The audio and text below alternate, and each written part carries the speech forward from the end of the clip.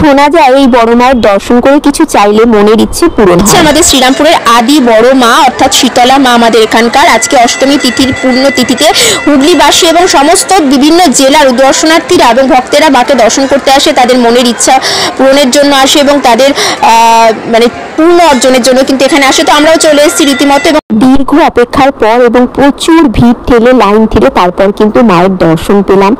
আর তোমাদেরও দর্শন করাতে পেরে ভীষণই ভালো লাগবে। কি অপূর্ব রূপ, তাই না? মন পুরো ছুঁয়ে যায়।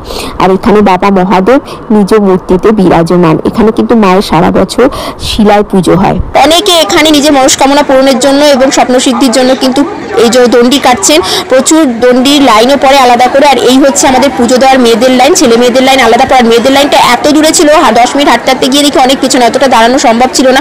আমার শাশুড়ি মাও এসেছিলেন, তো শাশুড়ি মা আর আমি মিলে দুজনে মন্দিরের বাইরে থেকে অল্প একটু ঘটিতে করে জল নিয়ে ঢেলে দিলাম। আর আমার হাজবেন্ড আর দেওরও উপোস ছিল, ওরা লাইনে, ছেলেদের লাইনটা ছোট ছিল বলে ছেলেদের লাইনে দাঁড়িয়ে কিন্তু জল ঢাললো আর আমরা মায়ের মন্দিরটাই ধুয়ে দিলাম।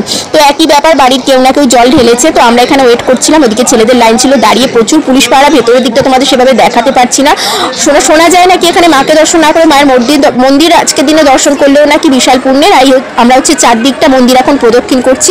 এটা হচ্ছে সামনের দিকটা, এদিক দিয়ে দণ্ডি যারা কাটছেন তারা ঢুকছেন এবং এই হচ্ছে মায়ের মন্দিরের গর্ভগৃহের সামনের দিকটা। এখানে রামকৃষ্ণদেবের মূর্তি রয়েছে, প্রচুর ফটো বসেছে বিভিন্ন দেবদেবীর এবং এই হচ্ছে মা দক্ষিণেশ্বরীর মূর্তি, দেয়ালের মধ্যেই পুরো তৈরি করা, খোদাই করা।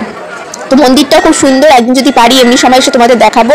তো এইদিকে চতুর্দিকে মন্দির ঘিরে এবং চারপাশ জুড়ে প্রায় 100-150 দোকান বসেছে। আর আমরা দেখো আমার বর পেছনে তুতে রঙের জামা পরে, তো আমাদের পুজো হয়ে গেছে, আমরা এগিয়ে চলেছি এবার আস্তে আস্তে পুরো মন্দির প্রদক্ষিণ করতে। এই দেখো সামনের দিক দিয়ে মন্দিরের, তো দূর থেকে মাকে ক্যামেরার সাহায্যে দেখানো যাচ্ছে না। আর এখানে দেখো আমার দেওরও ভিডিও করতে ব্যস্ত, আর আমরাও এগিয়ে চলেছি।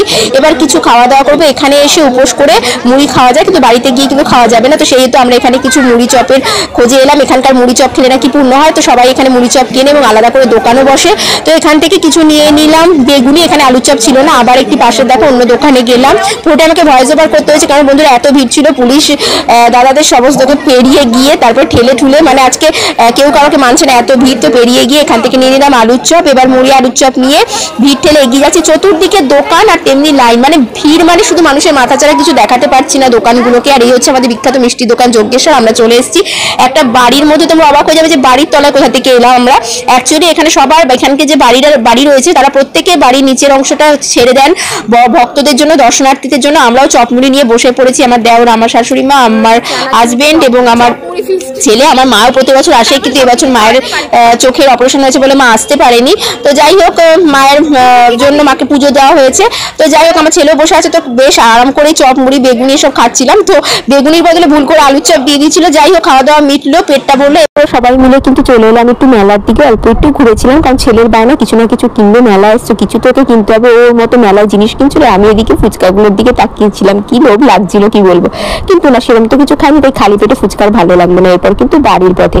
ভিডিওটা ভালো লাগলে অবশ্যই কিন্তু লাইক কমেন্ট করে দিও। কেমন? আজকের মতো টাটা, আবার দেখো আবার একটা নতুন ভিডিও। টাটা।